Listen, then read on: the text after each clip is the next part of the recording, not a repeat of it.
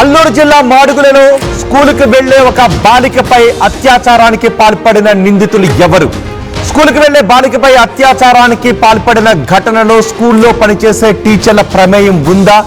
ఇప్పుడు ఈ విషయంపైనే పెద్ద ఎత్తున సంచలనంగా మారుతోంది. అల్లూరు జిల్లా మాడుగులలో దారుణ ఘటన చోటు చేసుకుంది.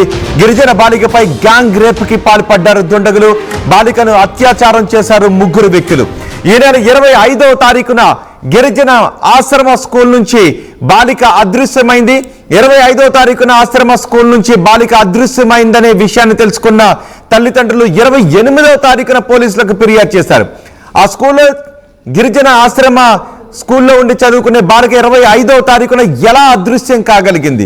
స్కూల్ సిబ్బంది, ఆశ్రమ సిబ్బంది ప్రమేయం లేకుండా బాలిక అదృశ్యం కావటానికి అవకాశం ఉందనే చర్చ కూడా జరుగుతుంది. 25వ తారీఖున, ఈ నెల 25వ తారీఖున ఆశ్రమ స్కూల్ నుంచి బాలిక అదృశ్యమైంది.